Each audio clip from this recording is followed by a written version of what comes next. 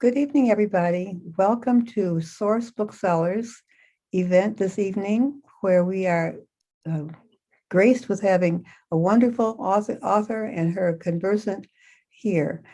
We want to welcome you to Source Booksellers. We are a unique niche of nonfiction books in Midtown Detroit, and we are so delighted to have these virtual opportunities because it helps us to stretch across many borders and barriers and welcome you to the session. So without any more, by the way, I'm Janet Webster Jones. I'm the founder and owner, jointly with my daughter, of Source Booksellers. We've been in business 32 years, and we continue to serve the community in which we sit, as well as the wide one that we've acquired because of the impact of the pandemic and the virtual possibilities. So thank you for being with us this evening. I'm going to turn it over to Allison Jones, who will tell you about our speakers this evening, and to let you know that we are very excited to have them with us. Allison.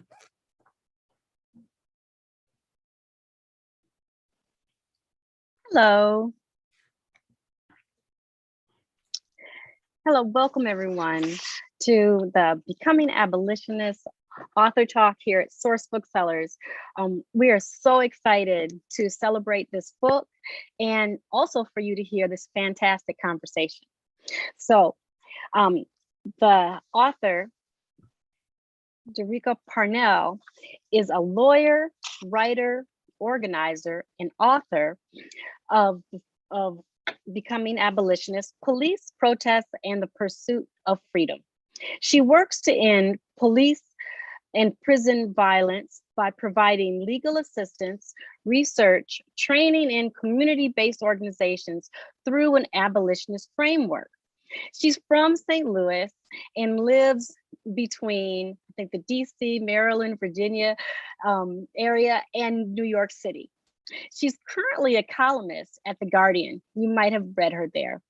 A Margaret Burroughs Fellow for the Social Justice Initiatives Portal Project at the University of Illinois, Chicago, not far from here, and the Scholar in Residence with the Institute for a Just Society at Columbia Law School. Let's all take a deep breath. And not only does she have this book out, just recently, Colin Kaepernick edited Abolition for All the People, this book, and you can find her on page 145 with 30 other amazing scholars that are focused on abolition. So in conversation today, we are so excited that Amanda Alexander of the Detroit Justice Center is here to be in conversation today about becoming abolitionists with Derecka Purnell. So Amanda Alexander is the founding executive director of the Detroit Justice Center, which is a racial justice lawyer and a historian who works alongside community-based movements to end mass incarceration and build thriving, inclusive cities. And so without further ado, we're going to hear from these two fascinating legal minds and writers. I believe before we kind of invite them in, I just want you to know that if you have questions, they should go in the Q&A part of the Zoom, which is right at the bottom of your screen. If they happen to be in the chat, we'll try to catch them there. But if you're thinking of your question and you already know it, you might want to put it in there before too long. So, all right, let's get ready and invite Derecka and Amanda. Hello. Hello. Thank you both for looking forward. Thank you so much. Hi, Derecka. How are you doing, Amanda? I'm good, friend. How are you? I'm doing all right, hanging in there. Good. Well, before we get into questions and discussion of your incredible book, I want to thank Source Booksellers for having us. I was telling Derecka, there is no other place to launch this book in Detroit. Ms. Janet has built an institution, so I'm really glad that we are having this conversation at Source. And before we get going, I just want to congratulate you, Derecka. This is an incredible offering to our movement and to the world. Among many other things, you have been quite honest and vulnerable about your own political shifts over the last decade or so. You weren't born an abolitionist, quite the opposite. It seemed absurd to talk about a world without police when, as you detail in your book, you were growing up in St. Louis and you and your family called 911 for almost everything. This book is powerful because you walk us through your journey from believing that it was possible to reform police to where you are now, making the case that our only viable future is one without police. Before I get into questions, I want to reflect back to you some things that I appreciate about you and about this work. So we met when you were still a law student organizer at Harvard Law School back in 2016, and you'd invited several of us from Law for Black Lives to speak at a conference that you had called Because Freedom. And I wrote down a quote. I remember you gave these kickoff remarks that were so inspiring, and I wrote down something you said. You said, "So often lately, we've come together because of Black death. We decided to join around Black life, Black activism." So even then, you and your fellow students were choosing to orient us toward a North Star of what might be possible when we declare ourselves free and when we fight for each other. Since then, we have shared space many times, thankfully, and you are always the one, Derecka, who cuts through the noise and makes sure that we are having the conversation we need to be having. You make sure we're having a more vulnerable conversation, a more rigorous conversation. I've seen you dispense with euphemisms and call things what they are, even when that is not easy to do. You move with a rare combination of urgency, intention, and love. And that comes through so clearly in this book. You've written an urgent book. You're pushing us to act, to transform our society because you know that the stakes are so high. These are matters of life and death. And yet at the same time, you ask us to move with intention, to be rigorous, to be as strategic as we can be, and to know the difference between short-term wins that are not actually wins at all and actual transformation. And you write from a place of deep love. You're fighting for a way forward that doesn't leave anyone behind. I was so struck in reading your book and how you connect the dots between abolition and disability justice, between abolition and patriarchal violence against trans people, non-binary people, and queer people, and between abolition and climate justice. You insist upon collective care and an inclusive movement that works to make the world livable for all of us, starting explicitly from what it will take to make the world livable for disabled people, trans people, elderly people, single parents living in areas of concentrated poverty, Indigenous people. You're in line with the very best of the radical tradition in doing this. As you point out, Harriet Tubman, who was disabled herself, left no one behind. She did not only rescue able-bodied people who could run with her. In fact, she created a wagon to transport her elderly parents who could not run. She created conditions for people to survive and made sure that freedom included everybody. So thank you for this loving, urgent, rigorous invitation to keep dreaming as boldly as we can. Thank you for reminding us that we must never settle when it comes to our freedom, that we must demand the world that we need and deserve. Wow. Are you trying to marry me? If these Did it were work? vows, I would be like on the floor. Oh, Wow, Amanda. Just wow. I talk a lot, and I don't even know what to say. I feel just thank you. Just thank you. Just so much. You've been there for so much of that evolution. You've been a part of pushing me to think more critically, more radically about the world. You're one of the people I talk about. It's like, oh, you can be a lawyer and like do this work in a way that's transformational, that can save lives and change lives. And so it's incredibly affirming just to hear you affirm the book, to talk about that work, and to know what it's like to be in struggle with me, to be in rooms with me, to debate with me, to laugh with me. And so I just thank you so much for all the incredible work that you're doing and for being one of my North Stars. Thank you. Ooh, so I have so many questions, Derecka. First off, I want to kind of get a better sense of where you started from. You talk about in the book the fact that, as a teenager, you were dead set on being a lawyer and thought that you could grow up and, perhaps reform the system or fight for changes in civil rights law. But something that was a given was the role of police in your life. So can you talk about that and kind of where you were starting off growing up in St. Louis?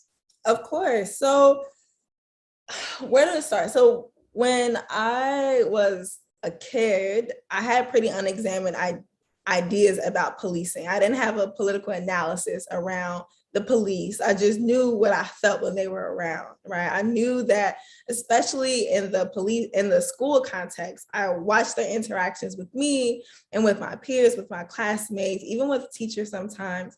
And so I didn't have school police until I was in middle school. And I thought that they were there because of 9/11. I thought that the cops were, posted up at the entrance, watching us enter through metal detectors, scanning our body with the handheld detectors because of 9/11, which happened right when I was entering 6th grade. And so I was like, what does this all Black middle school in St. Louis have to do with, these terrorist attacks that took place in New York City? I didn't quite understand the connection. And then they were there again the next year and then the year after, right? And I realized like, oh, these school cops are here for us. They're not here to keep us safe from outside forces. They're not here to, protect us from an intruder. They're primarily here to police our behavior. They're primarily here to put us in school suspension and in school detention and after school detention and all kinds of detentions to maintain the discipline policy of the school. And so that was my first sets of consistent experiences with police within the school context. But it's complicated because by the time I was in high school, the place where I had gone to several high schools, the last place where I had gone to high school, I had pretty friendly or cordial relationships with a lot of school cops. And I think the reason is primarily because I was identified as like a good kid or a smart kid or a gifted kid, right? One of these kids. And so then if you sort of learn the system, you sort of learn the game, you realize that what it means to be a good kid in a lot of our schools just means that you don't talk back to teachers, right? It just means that you know how to evade punishment or escape punishment or escape a teacher like disciplining you because you don't talk back. But I would watch how even, the kids who were identified as like the bad kids, they also knew that the system was rigged. They knew that the school cops were there, the hall sweeps that we had, that said, if you don't get to class in the next 3 minutes, you're going to go to in-school suspension for the rest of the day. They knew that system was rigged against us and it wasn't conducive to learning in our environment. So the good kid, bad kid, good school cop, bad school cop were really instrumental in helping me think later, more critically about the role of school policing. But it wasn't until I was in college that I actually started developing a political analysis around the purpose of police. And in that context, actually, it wasn't necessarily street policing. It was more in the immigration context, because where I went to undergrad, Chris Kobach was a law professor there. And he was authoring these "Do I Look Illegal?" "Stop Someone Who Looks Like They're Speaking Spanish" bills that were being passed at the time, especially in the Southwest and in Arizona. And so I was learning from students who were immigration activists, who were fighting for undocumented, and a lot of them were also undocumented themselves, fighting for Amnesty, fighting for citizenship, and saying, look at the role of policing and enforcing the borders and racial profiling people who are brown, especially people who from Mexico, Central, and South America. And so that was my first time getting a robust analysis, being pushed by these activists who were just like, President Obama is increasing border patrol. He's increasing the surveillance state around the border. He's increasing deportations. We have to fight against this. And the police are complicit. They're the primary tools in which we, control and surveil and lock up people who are crossing the border seeking refuge. And so I was very, very grateful to be pushed around that analysis, because I was in heaven when President Obama was elected the first time. I was like, I can be president too one day, right? And so to then, learn from a group of people who are very critical of someone who's just been elected around the immigration issue, it was like, oh, what's this? What am I missing? How do I also join this fight and make sure that I'm not being distracted by someone because of the first Black president, when actually this policy is very, very, very harmful to Black and brown people alike. So that was my early political analyses around police, is starting to take shape when I was in college. Thank you. And then you talk about, there still seemed to be a point in time where after police killings would happen, there would be these reforms that were held out. You really talk about how you've shifted in terms of thinking about the promise of police reforms, like things like body cameras or more trainings or police coming from the neighborhoods that they're policing.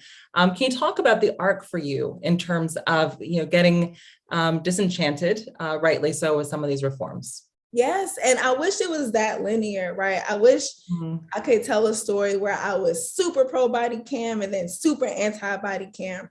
But in the wake of a police killing, what you're trying to do, at least people who are activists and organizers trying to figure out how to respond, there are a lot of ideas that are being thrown on the table. So if you don't have a political analysis, or if you don't understand the history of these reforms, they can all seem like really good ideas to fix or transform or reform policing. And so in the wake of Michael Brown's murder by Darren Wilson and Ferguson in 2014, body cameras to me sounded like a great idea. It's like, oh, if we can just see what police are doing, then perhaps they won't just kill someone. They'll think twice before they pull the trigger. Or if we just have more diverse police departments, maybe it would be the case that they will understand what it's like to be a young Black person who's jaywalking in the streets of Ferguson. Even though most of the violence that I'd experienced from policing growing up were from Black cops, right? They were from Black cops. When I got kicked out of my mom's house at 16, 2 Black cops took me out of that house, right? And so, but in the moment, it's like, well, maybe that would help transform what policing means, because maybe these people will come from the neighborhoods. What was another big one? More training and community policing. That, well, if we just have more community policing programs, more interactions between cops and the kids they patrol, then just maybe police will see their humanity, and then they won't see them as threats or see them as targets, but rather see them as people who are just, trying to survive and get off track a little bit. And so the more that these reforms were implemented between 2014 and 2016, and the more I understood that different versions of these reforms had been implemented throughout the history of policing, and the more that I was pushed to understand, well, what do police actually do, right? Are police actually there to intervene in violence, to stop violence? Or are they managing these crises of inequality that manifest in our neighborhoods? Because you can have the nicest, most Blackest, transist, womanist cop in the world. And if that person approaches someone who's homeless and moves them from downtown St. Louis, where I'm from, right? And so you can't sleep in this park because we don't want homeless people crowding out the business center. You can have the nicest, most diverse cop shift that homeless person from one place to another place and not eradicate homelessness, right? So police can't get to the root causes of harm. What they can do is respond to these crises of inequality. And so making them more diverse, giving them more training, you're just making them better, more efficient managers of that inequality and not actually paying attention to the inequality itself. And so that arc started to form, especially around police convictions, where I was one of the people who said, if we can just hold cops accountable when they kill one of us, then it would send a message to other police that you cannot get away with murder. And then cop convictions started increasing. They started going up at a record level, but police continue to kill at least 3 people a day. There was that New York Times report just a couple of weeks ago that said it's undercounted by nearly 17,000 people at least. So let's say police kill at least 3 people a day.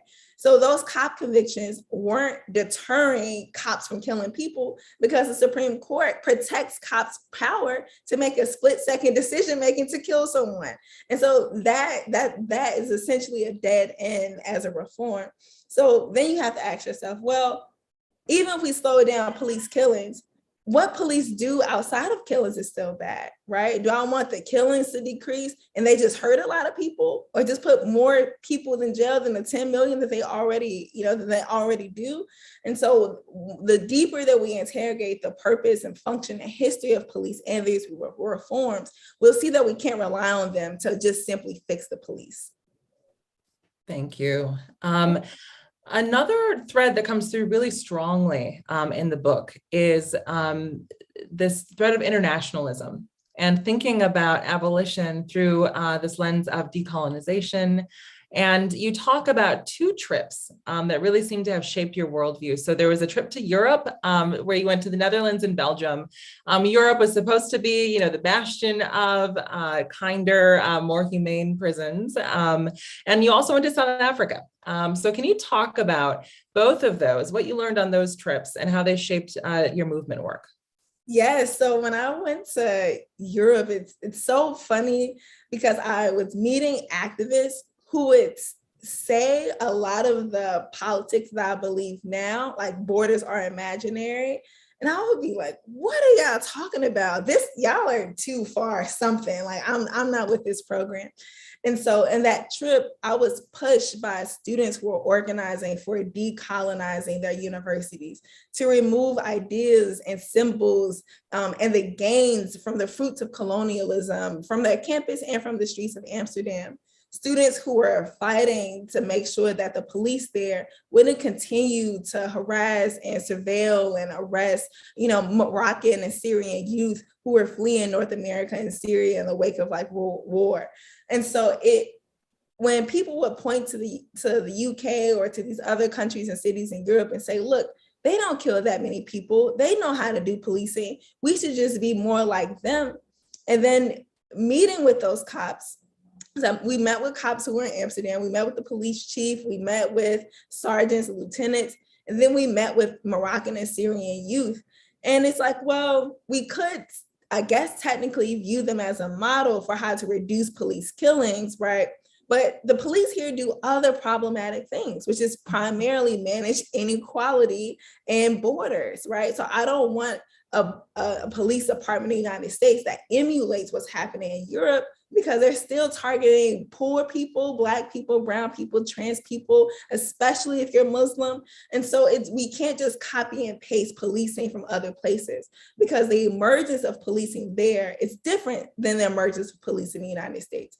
A lot of the police in the United States emerged from slave patrols. They emerged from, forces that were intended to break up labor strikes. And in the UK and other places in Asia and Africa, they emerged from a colonization context. So do we want colonial policing to replace our police that emerged from slave patrols? No, I don't want that.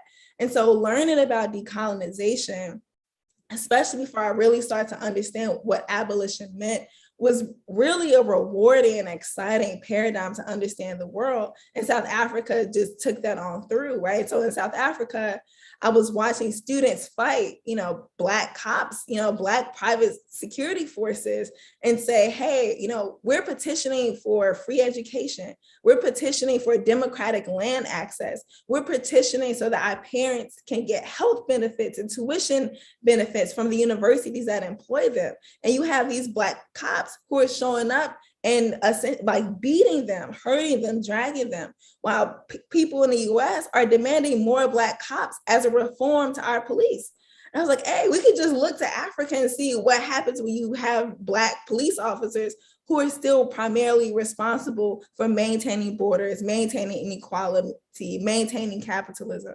And so that was like, oh yeah, diversity is not salvific, right? We can't just, think about diversity as a way to improve policing. And so decolonization, helping to remove what manifests from these colonial regimes, was a helpful analytic for me to think about the limitations of the reforms that were going on tour in the United States. Thank you. I want to just remind folks in the audience that in about 10 minutes or so, we'll turn to some audience questions. So please formulate those. Yeah, it's flying by. Formulate those questions and put them in the chat, either on YouTube or in the Zoom webinar space, and we'll get to some of those. So Derecka, you have a chapter that is really pretty focused on questions of disability and disability justice. And really stresses how important it is to think about the intersection of disability, race, and police violence. You write about the fact that the Harriet Tubman Collective critiqued the first version of the Movement for Black Lives policy platform because it omitted disability justice, even though half of people who police kill have disabilities. Can you talk about what you have learned about disability justice and why it's such an important framework when it comes to thinking about abolition? Absolutely. So that letter, that pushback, when was this? In 2016, I think so. 2016, I was the editor-in-chief of the Harvard Journal African-American Public Policy. And I was so excited to use the journal as an opportunity to talk about all of the policy demands that were coming out of the movement. Since initially the primary critique of the Black Lives Matter movement is that you all are just rhetoric and protest. You don't have any policy. And then it's like, oh yeah, here's all this policy that we actually want. But now they don't care about it. Now they're like, whoa, whoa, whoa, we don't want your policy. Just go back to Black Lives Matter. That was cool. And so in 2016, I was very excited to use the journal to create so that people can, read it, can have it offline, can flip through the pages. And so when we did a call for proposals, and a call for articles for people to submit, what do you think about this policy platform? How is it shaping your communities? We started getting critiques. We got 3 critiques of the policy platform that I didn't anticipate. And one of them was from the Harriet Tubman Collective, and it was about this disability justice. It was about disability justice. And that was the first time I read about disability justice. So it was the first time that I learned from people who were making an intervention to something that I saw largely as a Black issue, or an earlier iteration I saw, Say Her Name be a response to the Black Lives Matter public focus on the killings of Black men. And so then Say Her Name sort of emerged from Kimberly Crenshaw and BYP 100 and all these groups to say, whoa, whoa, whoa, Black women are being killed by police too. And then you have the Harriet Tubman Collective and other disability justice activists who are saying, well, we have to make sure that if Black Lives Matter, we have to be talking about all Black lives. And so to admit Black disabled people who come into contact with the police so often because of class exploitation, because of exclusion from labor markets and educational institutions, because their behaviors are primarily police punished, disciplined, because they represent, like you said, half of police killings, right? Half. That's a huge, huge, huge number. And so you have this group of people who are primarily exploited on the basis of ability, just continue to be cycled in and out of prisons. We see prisons and jails as disability making institutions. And so of all the chapters, that chapter is probably the most important to me. And honestly, the one I'm still learning so much more about compared to the other chapters, because I just haven't had time or exposure. I didn't even know that I needed to know, even though, there's obviously disability and ableism. I contribute to it. I've fought against it, right? So it's the one that I'm still being influenced by, and the one that's absolutely indispensable. Because if we're going to stop police encounters with disabled people. We have to change the ableist society that create these encounters in the first place, right? And so it's like, well, we have to combat policing, and we also have to combat ableism, right? In our workplaces, in our homes, in our relationships, in our schools, and right. And so it's just like, what are all the lessons we can learn from disability justice activists that teach us how to do that? And so I've been so grateful to continue to learn, to continue to study under people who've been organizing around this for decades. So just because it's new to me doesn't mean it's new, right, to the world, right? So I feel very grateful for all that I don't know yet, because I get to continue to learn, absorb what it means to be in solidarity with disability justice. Yes. At the end of the book, Derecka, you offer us some of your own freedom dreams of what abolition might look like to you. And I know that you say, like, this is something that people need to develop in community, in conversation with each other, that you're not trying to offer a blueprint here of what abolition should look like. And yet you let us in to some of your own dreams, and you offer 6 features that you would hope that every neighborhood would have. Could you talk about a couple of those? Maybe the neighborhood councils or the dream centers? No, I'm not going to talk about any of it, because that's the conclusion. And if people want to know the ending, they should go read the book. Okay, buy the book, people, from Source Booksellers. It's the one thing that I promise. Someone got me like a few weeks ago, and I was like, oh yeah, I'm just saying the whole book. And so I sometimes get really nervous to go to the conclusion, because it's the part that I'm like very, very excited about, because those are the dreams that like I do have. And I have other dreams too, right? There are other things that I want to see. But do I want to talk about the neighborhood councils? Do I want to talk about, yes, okay, so I can talk about one of them, kind of ish, a little bit.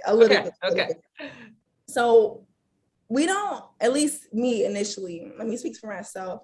When I thought about abolition, when I was learning about abolition, I didn't necessarily think about all of the incredible organizations that exist that are fighting patriarchy, right? So I think about my friend Felipe Hernandez. Felipe, every summer, he runs this essentially this boys camp where boys get to learn about patriarchy and toxic masculinity and homophobia and how to fight it.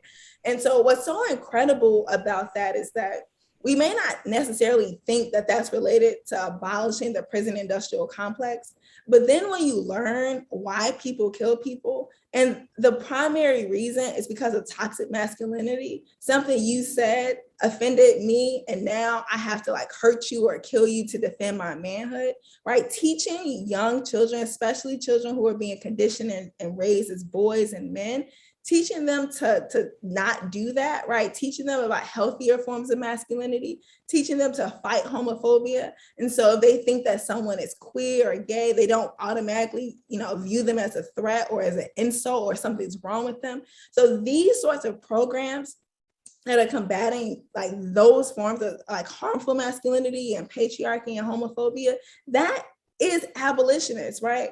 And so I would love, on our way as we're transitioning to this more just society, that we have more programs like that flourish, where like children, all kinds, Asada's Daughters does this too, right? They teach boys, girls, trans kids, non-binary kids about sexuality, right? About patriarchy, about feminism. And so then your understanding of how to relate to other people, it isn't predicated, or it reduces the likelihood of ending up in a violent encounter where you may take someone's life or you may sexually assault them. And so we need that work towards abolitionist aims. And it's a real concrete practice that's happening right now, and something that can easily happen in lots of other places, as long as people have the imagination and will to get it done. Yeah. Along those lines, so this isn't asking about some of your freedom dreams, but could you give some examples of abolitionist work that you are excited about these days? I think you do a beautiful job of stressing that, like, this is not a pie in the sky out there thing that is untested. Abolition is in practice here and now, all the time. Can you talk about some ways that people are making it real? Well, can you talk about Detroit Justice Center? I feel like I always ask you to talk about DJC because that's one of the examples I always talk about. Do you mind talking about the work that you do, the work that y'all do? Sure. So thank you, Derecka. Yes, of course. So we opened our doors 3.5 years ago at the Detroit Justice Center. And it's been important to us to focus on not just what we are tearing down in terms of the criminal legal system, in terms of jails and policing, but thinking of abolition as a presence, along the lines of what you write about, what Ruthie Gilmore talks about. And so knowing that we have to build up the things that will make jails, police, and prisons obsolete. And so the work that we do is really framed around a three-pronged approach of defense, offense, and dreaming under one roof. And so the idea with the defensive piece, we have attorneys who are meeting immediate needs, people who are, they are being shut out of the future of the city because of warrants or traffic tickets or bail that's unaffordable, or criminal records hanging over their heads. So we resolve some of those legal barriers and people can get jobs and drive safely and keep their custody of their kids. We have two attorneys who go on offense, who are with our economic equity practice, and they are supporting organizations in Detroit that are starting community land trust. So we have supported the launch of Detroit's first 3 community land trusts in the last couple of years. We're also supporting new worker cooperatives. We partner with the Detroit Community Wealth Fund to run a co-op academy. And that's where we really think of our work as helping our clients translate their freedom dreams into reality. So we work with a number of incredibly visionary organizations that have visions for their neighborhoods. That they want a cooperative business corridor, they want affordable housing, they want community solar, they want safety teams, they want restorative justice projects. And so those are the types of things that we are really honored to support. And then the dreaming prong is our Just Cities Lab. So that's where we, inspire, we talk with people about what they would want for their neighborhoods, kind of like this dream center idea.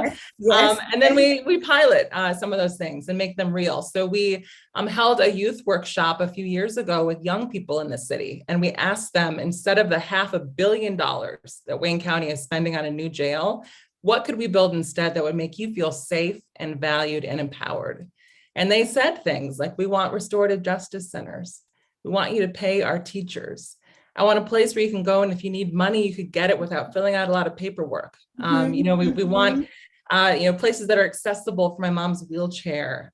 They want water pipes that work in our schools. And so those are the types of spaces that we hold for people to imagine something else. And then we also support piloting some of those things. So that is our work. We are honored to be part of just supporting the incredible work that Detroiters have been up to for a long time, because Detroiters have long realized that we need to think beyond capitalism. That people have lived with the bottoming out of American capitalism. They've lived with hyper policing and hyper surveillance, and they are finding ways to create something else. So that is what my incredible team is up to. Yes. So there you have it, especially for people who are in Detroit, who are in Michigan.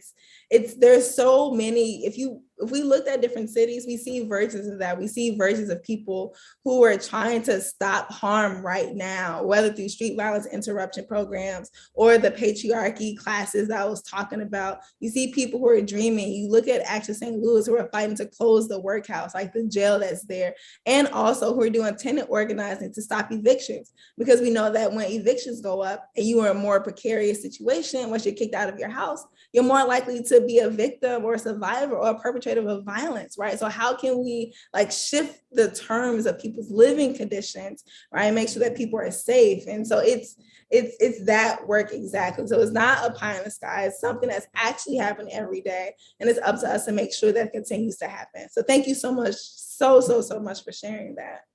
Thanks for the invitation. Always an invitation. So the last question before I turn to some of these awesome questions that are coming in, and keep them coming, folks.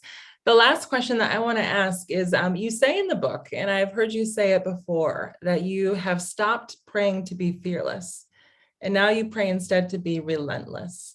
Can you talk about what helps you to be relentless and what that shift means to you? Oh, yes. Oh my gosh. So I understand that this life is very, very, very short. And so we have a very, brief time here on earth. Some of us shorter than others because of institutional racism and homophobia, right? We're constantly negotiating the terms of our oppression and trying to resist it and live other kinds of lives. And so what I think of what it means to be relentless is that you can attempt to try to build the world that you want, or even on a smaller scale, build the relationship that you want, build the community that you want, build the organization that you want, and build the kind of children that you want. So I'm thinking about my parenting context. Just there's so many ways that we're trying to determine how to live this life that we have more beautifully, more wondrously, with dignity, with agency. And sometimes we fail, right? Sometimes we encounter fear, and that fear may stop us from trying to, go after the things that we deserve in this life, right? That we actually deserve. So when I thought to stop being fearless, I just think it's ahistorical to what it took for people to continue to fight for the life that they want. So do I think that some of the people who are running away from plantations were afraid? Absolutely. But did they continue to keep trying to leave? It's yes. So when I think of relentlessness, it's well, even though I'm afraid, which I think fear is fine, right? Fear teaches us things. Fear helps us think, well, these are risks that are associated with this decision. Fear gives us information that we can use to make informed decisions. And so I don't want to take that fear away, right? I want to make an informed decision about what it's going to take for me to get free in my relationships, or in my parenting, or in this organization I'm trying to build, or in my community. I need to know, I need that fear to understand what the cost might be, what the risk might be. But I want to have enough relentlessness in my spirit to go anyway, to chase anyway, to find out for myself, instead of taking away something that's a very, very, very important emotion. Because I think we need it. And so I think that there's value in fear. I think that we don't have to let fear stop us from pursuing our freedom dreams. And I think that there's a way for us to continue to chase it in all kinds of ways, while still holding on to understanding the risk that may be associated with it. So when I think of relentlessness, it's I tried to do this organization. I tried to work with these group of people. It didn't work out the way that I wanted to, but I'm going to continue to try, because I think my life deserves that. And I think that the world we're fighting for deserves me to continue to keep going and keep going and keep going. Thank you. Of course. Thank you. I'm going to turn to some of the questions that are coming in the chat. So this first one is from Kelly Gillespie. She says, Derecka, thank you for your work, which we've been following from South Africa. One of the most important moves you make in your work is the acknowledgement of how difficult it is for people living in underserved Black neighborhoods to get on board with abolition. It's hard to organize around abolition when people aren't safe and are desperate to feel safe. This is a hard thing to do from Detroit to Cape Town to Rio. What do you think is the most important starting point for making abolition a serious living politics in Black neighborhoods? Also, Kelly says, you're amazing. Thank you. Thank you so much, Kelly. Wow, where do I even start? So I realized that there are people who would say, what about the murderers? What about sexual violence? Will I be safe? And there are people who ask that question, who are antagonistic to abolition, who don't care about my answer. It doesn't matter if I have the perfect answer for every scenario in which a murder may happen. If I say, this is what we should actually do, they aren't interested. And then the people I organize with, the people I was learning how to organize with, the people who are in my communities, especially I'm thinking about St. Louis and some of the work that I've done with Access St. Louis and the Freedom Community Center. There are people who ask, what about community-based violence? Because they are vulnerable to violence, right? They're not just in underserved Black neighborhoods. They are in class exploited neighborhoods. And police have become the default cheap option to manage all the crises that manifest from that exploitation, right? From deindustrialization, right? From all of the neglect in the communities, all of the white flight and suburbanization of poverty. And so it's absolutely true. It is absolutely true that, those people want to know what it's going to mean for them to be safe when police have been the one institution that's constantly funded over and against education, housing, jobs, healthcare, food, right? It's well, you're going to take away the one thing that actually gets funded. And so I think that acknowledging that, like being in struggle with people and acknowledging that, not trying to shy away from it, not being like, oh, well, we can just do this thing. I think listening to people and then affirming their concerns, affirming their fears, and saying that, yeah, I have that concern too. I live in a Black neighborhood. When was this? Like 4 months ago, there was a shooting like 5 houses down from my house. My neighbor next door, like, I don't know about your neighborhood. In my neighborhood, when some people shoot, there's some people who duck and there's some people who run to the window to see who it was. So like we're living these conditions right now where we're trying to figure out like what happens, what's going to happen in the absence of police. So I think being in deep community relationships and struggle and understanding and conversation, I think that's one. I think a second thing is not assuming that people in our neighborhoods don't understand like abolition or don't have robust critiques of policing, right? And so just last night I was watching House Party, and there's this scene, House Party? Yeah. Yes, okay, Kid and Play. Okay, just making sure, you never know. Okay, so this scene where they like end up in this bougie like house, like backyard, and then all of like these Black people are like dressed up and they're dancing. And which one is it? I think it's Kid. I think Kid and the 3 guys who are chasing him, they get stopped by the police. And they're on their hands and knees. And the police are basically asking these like bougie Black people to press charges against these kids. And they're like, no, like, come on, that's ridiculous. Like these kids need discipline, not a jail cell, not a cage. So there's so many references and critiques of policing that's within our own community that we recognize and we learn from, that we can use to help out organizing, and not assume that we're bringing abolition to a community that doesn't have robust critiques of police, right? So I think that's a second thing, is just being just having humility and entering like those conversations, knowing that we can learn from like the community too. And then the other thing I think is being in relationship with people enough to come up with answers to community-based violence with them. And so it's like, well, if you're afraid of, the shootings might increase if we defund the police, what are some ways to make sure we can make sure that shootings don't go up? And so in St. Louis, for example, when they were trying to figure out how do we close the workhouse, one thing that we were doing simultaneously is trying to get street violence interrupters funded. Because if we can stop shooting retaliations, and we can stop people from preemptively trying to shoot each other to save their own lives, then that will have an impact on homicides rather than funding police, right? So how can we think about what people's fears are, and how can we actually create policy and organizing strategies to be responsive to that? And so I think that those 3 can help us actually make abolition like not only just a conversation topic, but put that into practice in our communities. I love that question. It's my favorite question. Abby has a question. They're asking, I'm wondering your favorite part, or alternatively, the hardest part of incorporating abolition into your interpersonal relationships. I've been really enjoying bringing abolitionist principles into my personal life beyond the more explicitly political. So I'd love to hear what it's looked like for you. Wow. Into my personal relationships. I'm trying to think of an explicit example. I think the easiest example for me to think about is parenting, because I'm in a hegemonic relationship with my children where I get to sort of dominate them a little bit, but I actually try to see myself as a guide, their guide to like while they're here on earth, and like fight back on parental supremacy. And so anyway, so I think about, no, it's a real thing. So yeah, so with my children, so my interpersonal relationships, my kids, I have 2 kids, they're 7, and Garvey is going to be 5 in 5 days.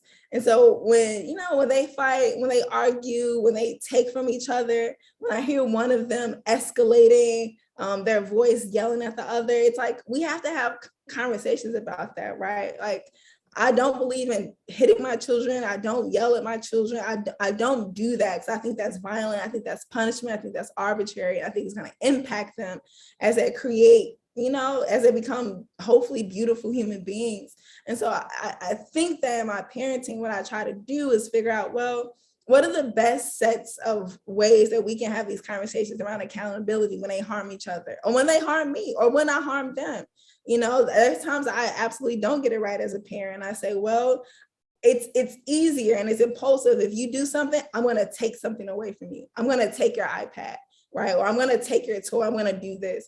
And then there have been times where I've just taken something because it's been easy to do. And I've had to have a conversation, especially with Juice, who is my oldest kid, this brilliant child who's like, I've created a monster, because now he has, he's just able to say, well, Mom, I think next time you don't have to like take this thing. We should probably talk about, you know, ways that I can apologize to Garvey, right? And so I think in my parenting is why I've had to practice these smaller but very impactful conversations around accountability, because I've been conditioned to be a certain kind of parent, especially being raised in the way that I was raised. So I have to undo a lot of what I've learned about discipline, and then, you know, incorporate what I've learned from abolition and justice and love, and figure out, well, how do I teach these children to engage with each other and with me, and for me to engage with them in ways that can make us all better leaving the situation? Even the person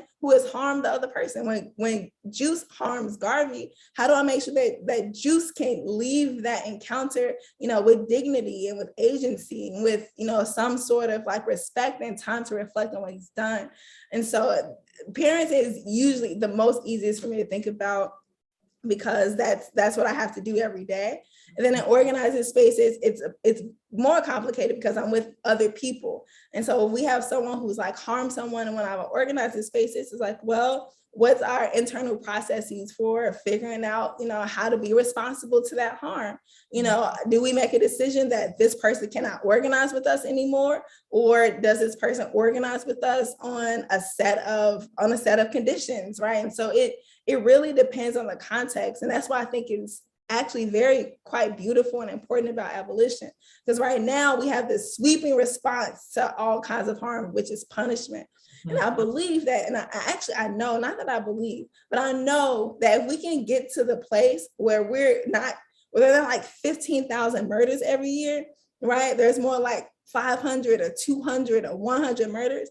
Imagine the kinds of actual care and responses that we can have to people who kill other people. That's not just putting someone in a cage, but imagine if we got to that place, the level of intentionality that we can have in responding to the harms of our nightmares. And right now we don't do that. We just put people in cages, and that makes them more precarious. And then they are in violent situations themselves once they're locked up. And that's not right. That's not fair. I think we can do much better. Thank you. Yeah. Cassie has a question. Cassie is asking, I was first introduced to your work during your interview with Kim Foster of For Harriet and Charlene Carruthers. At the time, you said you had been thinking about the words imagination and will as they relate to abolition. What kinds of words or phrases are guiding you now?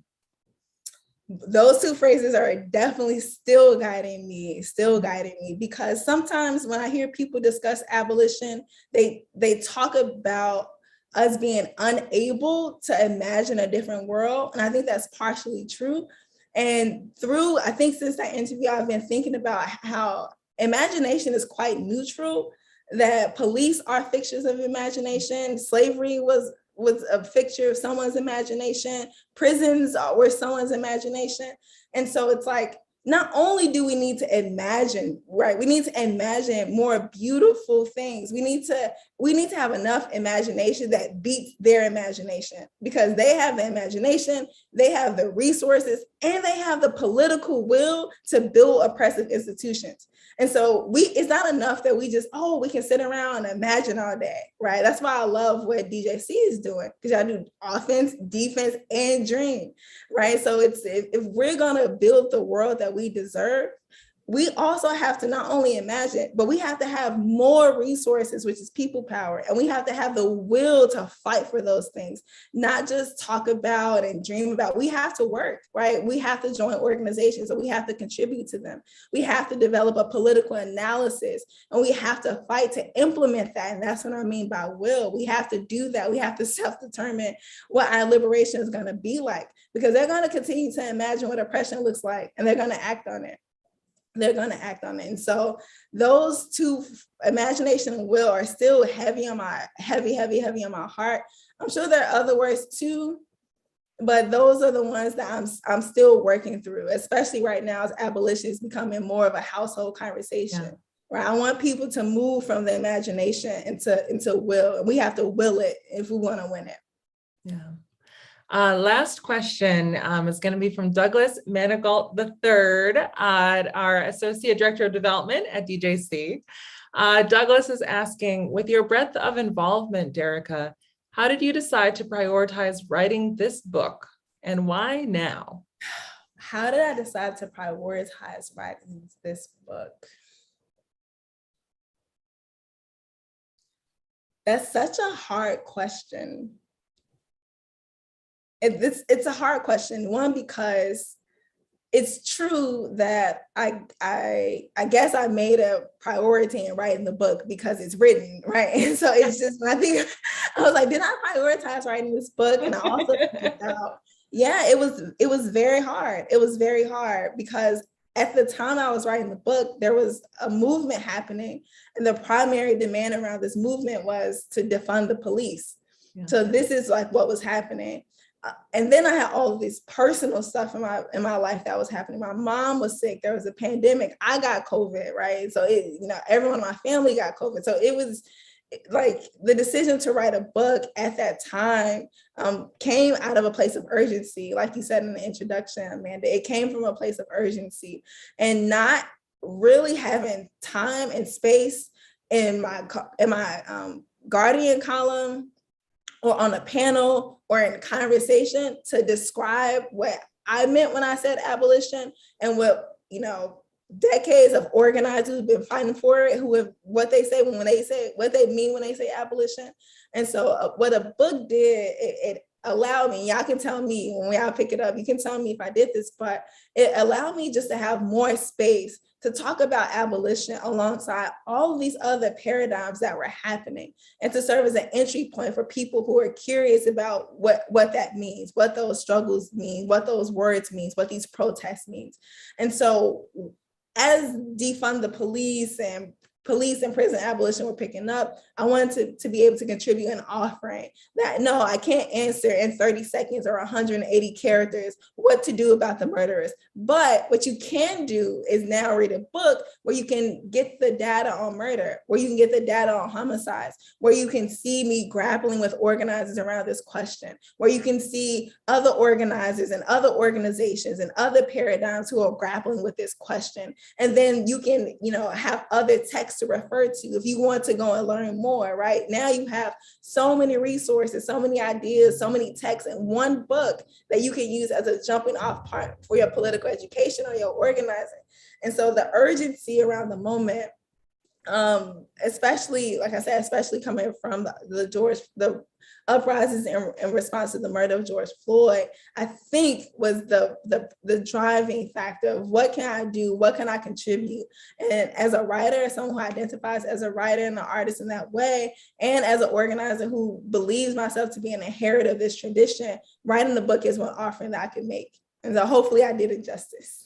Well, I'm very grateful that you did, Derecka. And we've only scratched the surface, folks, of like what is in there and all that is useful to movements. I kept thinking, I was reading, I want to read this chapter with my staff team. I want to read this chapter in the other political spaces I'm in.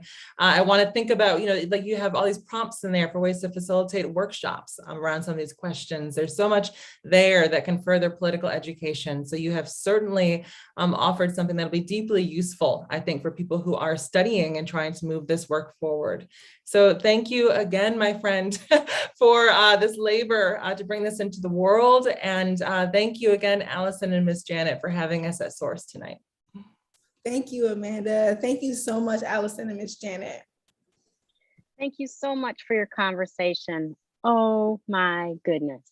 Thank you for your minds and your energy. I'm telling you, I'm so happy because as an old person, you got it. And I feel totally honored to be in your presence this evening. Thank you so very much. And before we go, we want to do a little call to action. Becoming abolitionists Police Protest and the Pursuit of Freedom is available at Source Booksellers in store and online. We have signed copies. Thank you very much. And we're just so happy that we were able to have an evening with you both. And I got so much insight. I hardly could get myself together for the call to action, but but keep writing. We'll keep following you in The Guardian, and we'll be listening to the Freedom Dreams podcast as well. And of course, you're welcome to the store at any time. And for those who are on the line with the rest of us, you're always welcome to Source Booksellers. We do follow the CDC guidelines, but we have more space now. So we're able to spread people out a little bit more. So hopefully in the future, sometime down the road, when things even up even more, we'll have you in the store. So thank you to both of you, wonderful scholar. I call you scholar activists, and that's what we need in today's world. Thank you, Allison, for all the work that you do for putting these pieces together on behalf of Source Booksellers. Thank you. Have a wonderful evening, and we'll keep rooting for the book. Thank you. Take good care. Thank Bye-bye. you.